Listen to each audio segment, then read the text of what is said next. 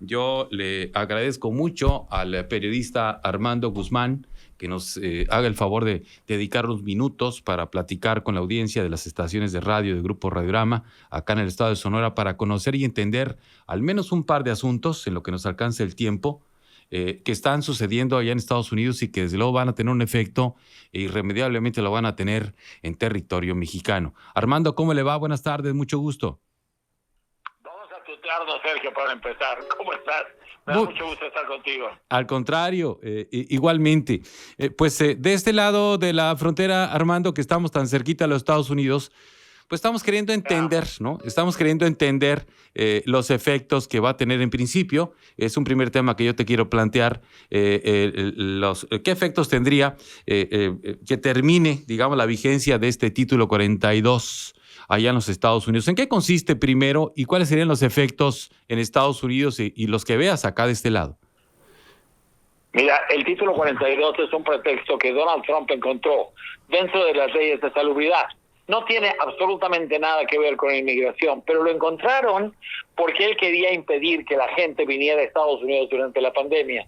Él quería impedir que vinieran los inmigrantes, punto. Pero durante la pandemia le surgió un pretexto adicional y entonces utilizaron este título 42 de las leyes de salubridad que dicen realmente que durante una pandemia o durante una emergencia médica, Estados Unidos puede cerrar sus fronteras para evitar el contagio de su población.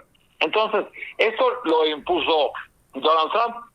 El presidente Biden continuó con esta prohibición. Pues, en principio, como una medida sanitaria lógica, mientras lidiábamos con todas estas cuestiones de la pandemia. La pandemia se terminó para Estados Unidos oficialmente, y entonces, por eso la fecha de mañana, de 11 de mayo, para terminar con esta emergencia. Ahora, lo que ocurre es que al terminar con ella, mucha de la gente que quiere entrar a Estados Unidos está pensando y está siguiendo los consejos de los coyotes y de la gente que está dedicada a traerlos, que hay crimen organizado por todas partes en esto. Está escuchándolos diciendo, no es cierto. Una vez que la quiten, ustedes van a poder entrar a Estados Unidos. Entonces me pagas aquí, yo te llevo, tú entras y ya te entiendes allá. Eso no es cierto. Eso le están mintiendo a la gente, le están quitando el dinero, las están haciendo salir de su casa, arriesgando la vida para encontrarse con que Estados Unidos está cerrando la puerta, está poniéndole un cerrojo tamaño monumental a todas las 334 entradas que hay. Las de Sonora, las de Chihuahua y las de todos los 6 estados que colindan con Estados Unidos y la de los 4 estados estadounidenses que colindan con la frontera con México. Son 334 entradas. Sergio, date cuenta de la enorme cantidad de personas que pueden entrar a través de ella en 48 puentes internacionales. Entonces nosotros estamos viendo, claro, las que están más cerca de donde tú estás, las que están más cerca de Baja California, etcétera. Pero la realidad es que esta emergencia es a través de los 3.100 y algo de kilómetros que se extienden por toda la frontera de Estados Unidos. Ahora, una vez que Estados Unidos está terminando con el título 42, está imponiendo ahora sí algo que llaman el título 8. Y este título 8 sí sale de las leyes de inmigración. Y es un capítulo muy fuerte, es un capítulo muy radical, en el que le prohíben la entrada a las personas de forma irregular. Y aquellas que lo hagan, al ser sorprendidas, serán impedidas en Estados Unidos por periodos de 5 años, y aquellos que lo vuelvan a hacer, porque hay gente que si no puede entrar, ¿qué te diré?, por una frontera, pues entra por la otra, o trata de entrar por la otra. Y entonces, para evitarlo, Estados Unidos le toma huellas a las personas, y entonces saben cuántas veces ha tratado de entrar y por dónde. Esta vez, una vez que eso ocurra, la gente irá a dar a la cárcel. La ley dice que si tú estás en ese predicamento, tú puedes pedir ir ante un juez y el juez tiene que escuchar tus razonamientos. El problema es que por toda la cuestión inmigratoria que hemos tenido, hay más de 2 millones de personas esperando a ver un juez y solamente hay 546 jueces de inmigración en todo Estados Unidos. Obviamente para Estados Unidos inmigración no es algo importante. Si lo fuera, no tendría solamente 546 jueces. Y entonces, de aquí a que tú pudieras ver a un juez para pedirle que te ponga en libertad y para explicarle las razones por las que tú estás migrando, pues podrían pasar 15 o 20 años antes de que lo veas, y ese tiempo lo pasarías en la cárcel. La gente, el gobierno de Estados Unidos está tratando de asustar a la gente para que la gente deje de venir. Ahora, las consecuencias que tú dices para nosotros son enormes, porque México, por razones humanitarias, el presidente López Obrador decidió que por razones humanitarias y por este tipo de situación, México les abriría la puerta a toda esta gente, y eso está bien. Pero si tú me invitas a tu casa, Sergio, yo espero que me des un lugar donde dormir y que me vayas a alimentar por lo menos durante los días que esté en tu casa. Por supuesto. Si tú me invitas y me dejas que ande caminando por tu casa sin tener un lugar donde dormir o donde descansar y no me vas a dar de comer, pues mejor no me invites. Entonces, eso es exactamente lo que está ocurriendo. Tenemos un montón de gente que ahora se queda en México, que no tiene a dónde ir, que no tiene dónde comer, que no sabemos de dónde viene, no sabemos qué mañas tenga, no sabemos si tiene oficio o beneficio. Hay un señor venezolano que por alguna razón estuvo en un accidente que ocurrió en la frontera y le salvó la vida a mucha gente. Resulta que él es un médico que trabajaba en los servicios de emergencia en Venezuela. Y dentro de esta gente debe haber mucha gente así. Pero puede ser que haya gente que no pueda hacer ese tipo de cosas. Entonces debería haber algún tipo de patrón o algún tipo de medida para que esto supiéramos en dónde, con quién nos estamos metiendo y a quién estamos invitando a nuestra casa. Ese es el problema. Y el problema es que eso lo estamos viendo en ciudades fronterizas del estado de Sonora, y estamos viéndolo también en muchas de las ciudades de la República Mexicana que no tienen frontera necesariamente, y que como Zacatecas o como Aguascalientes o como Puebla están encontrándose ahora que tiene una gran cantidad de gente que está agolpándose en sus parques y en las calles y viviendo en las calles porque no hay otro lugar en donde vivir. Y ese es un riesgo que los mexicanos estamos sufriendo, y alguien tiene que resolver esa situación. Pues ahora sí que el Chapulín Colorado, pues no, porque ya se murió. Y el gobierno federal, pues no vemos cómo. Armando, el tema es justamente eso, al menos del lado de la frontera y en lo que nosotros hemos podido observar. No existe un protocolo que tenga el gobierno federal. Los protocolos son muy rústicos, son muy primitivos, son muy limitados para atender a esta población migratoria. Si apenas y es capaz el gobierno de atender la población mexicana, digamos, con las necesidades, sobre todo los sectores más vulnerables, cuando llegan los migrantes, cuando ya cruzan todo el territorio mexicano, muchos de ellos desde Centro, Sudamérica hasta acá, pues llegan ya, pues, ¿cómo lo digo?, regados, ¿no? Se los encuentra en los parques, se los encuentra uno en los centros comerciales y demás, ¿no? Y no hay cómo agruparlos y no parece haber ese protocolo que debiera haberlo para atenderlos correctamente, ¿no? Es que esa no es nuestra bronca. Esa no es bronca nuestra. Sí. Esa es bronca de Estados Unidos con los inmigrantes del mundo entero. O sea, porque ahora ya no son ni siquiera centroamericanos. Ahora hay muchas anécdotas acerca de que son hindús y pakistaníes y chinos y rusos y todos los que se hayan podido mezclar, porque ahora se dan cuenta de que las puertas están abiertas y entonces vienen corriendo a tratar de entrar. No, las puertas no están abiertas, las puertas están cerradas, la situación es muy seria para admitir a nadie y la gente va a tener que quedarse en nuestro país. Ahora, nuestro país no es su destino, no es su punto de destino. Entonces, al no ser su punto de destino, ellos no nos están agradeciendo a nosotros nada, porque ni siquiera quieren estar entre nosotros. Nos maltratan. Qué bien. Además, nos maltratan. Además, te voy a decir, si este es bronca, tu vecino, pues vas y le tocas la puerta del vecino y dices, oye, maestro, me tienes que pagar aquí por los daños que me estás haciendo. Y si tú estás construyendo de tu lado y llevas construyendo año y medio albergues y cocinas y transporte para toda esa gente, pues vas a tener que hacer algo similar conmigo. Y te voy a decir, Estados Unidos ha estado haciendo tonto dentro de Estados Unidos mismo, porque los gobernadores de los estados fronterizos, al darse cuenta de la crisis que estaban teniendo, subieron a muchos de esos inmigrantes y los mandaron aquí a Washington y los mandaron a la ciudad de Nueva York. Y la ciudad de Nueva York, que está llena de gente que también le duele el corazón al ver este tipo de cosas, que vaya, es una situación humana, dijeron no hay ningún problema, los vamos a meter en hoteles. Claro que cuando tú metes a 5,000 personas en un hotel, de repente te llega el día que te llegue el cobro, pues te caes de la silla.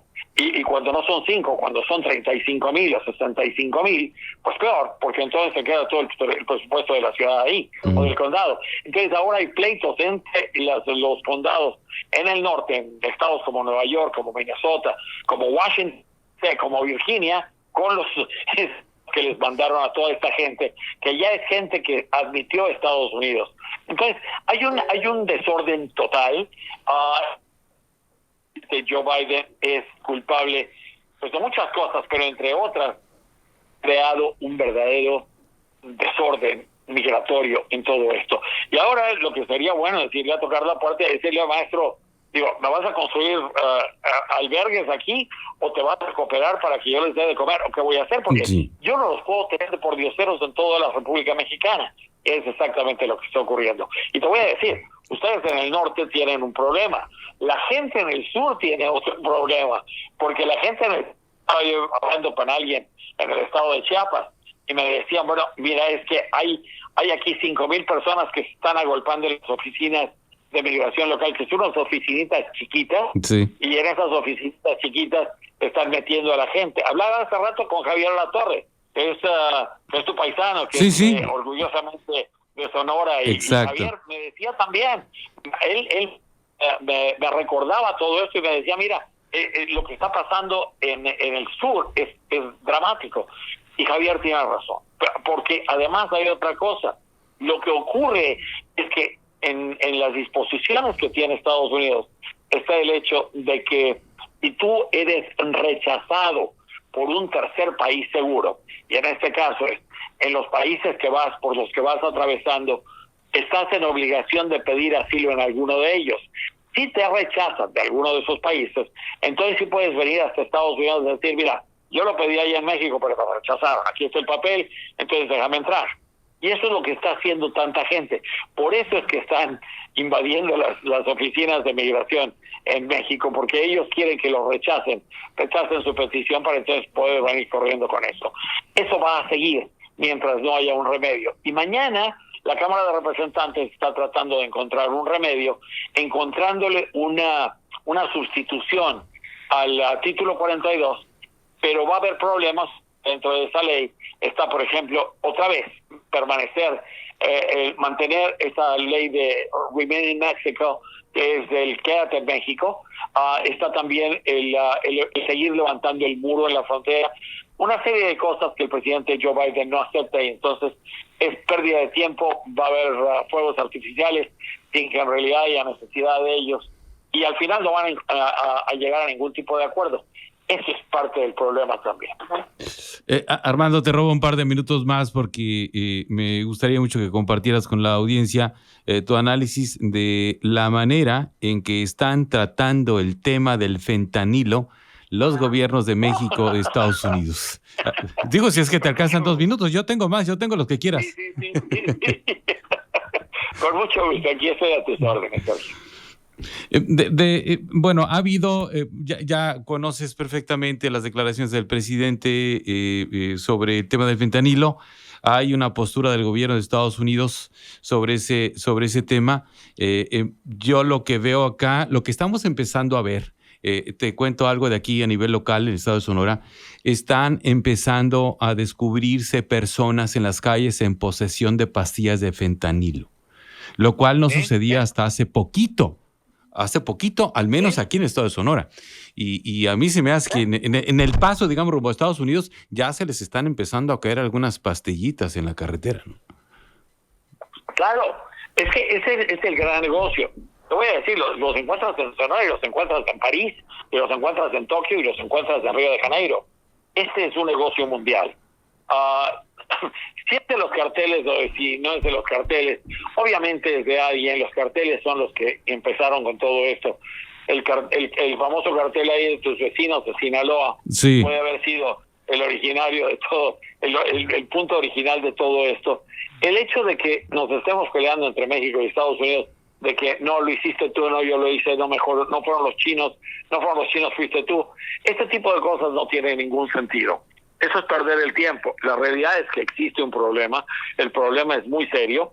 En Estados Unidos, en la televisión de Estados Unidos, y tú seguramente en Sonora, por estar tan cerca, captas este tipo de señales. Ya has visto en la televisión estadounidense, no laboratorios, sino lugares improvisados en donde gente tomando cerveza, porque supuestamente si tomas cerveza te aminoras el efecto que podría tener estos humos químicos que salen de la fabricación del fentanilo. Lo hacen ahí en medio de las vacas, afuera de un granero, y se ponen a cocinar un montón de químicos juntos para sacar este fentanilo y para después imprimir las tabletas. Este tipo de cosas existe. Ahora, yo he visto, porque hemos hecho una investigación especial en cuanto a ir con las policías del estado de Arizona y ver en Phoenix lugares donde se está haciendo el fentanilo, porque es mucho más fácil llegar con los químicos desde China, llevarlos a Estados Unidos o traerlos a Estados Unidos, y en Estados Unidos fabricarlos, y entonces te ahorras el estar pasando el contrabando de la droga.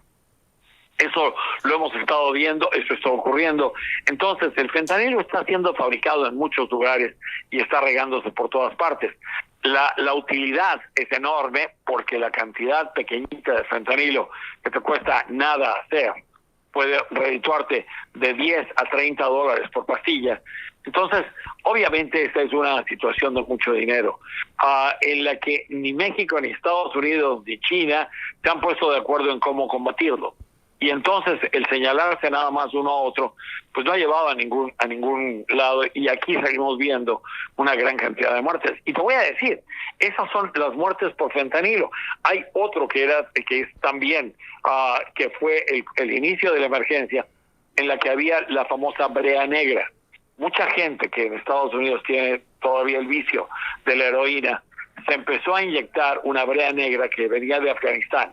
Y tú tienes que darte cuenta de la conexión que hay entre Estados Unidos y Afganistán, sí, y que ha habido con Afganistán. Y entonces esta brea negra es una forma de heroína, una combinación mucho más alta.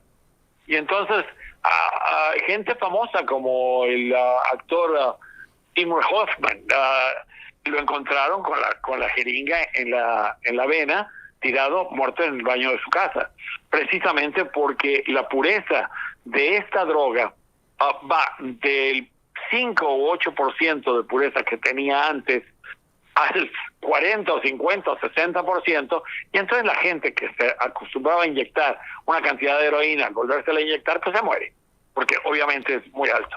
Eso fue reemplazándose poco a poco por ese fentanilo, que es mucho más fácil de hacer, mucho más fácil de distribuir y mucho más redituable. Entonces, ahí está. Todos conocemos la historia de este tipo de droga. Ahora la cuestión es ponerse de acuerdo en cómo se va a hacer.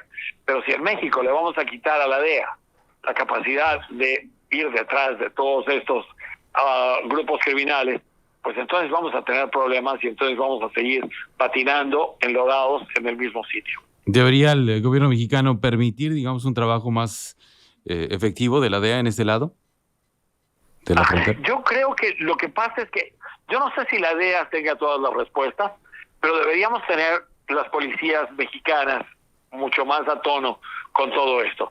Si hay corrupción policíaca en México, como la hay en Estados Unidos, como la hay en Japón, como la hay en todas partes, pues entonces esa es otra cuestión con la que hay que lidiar.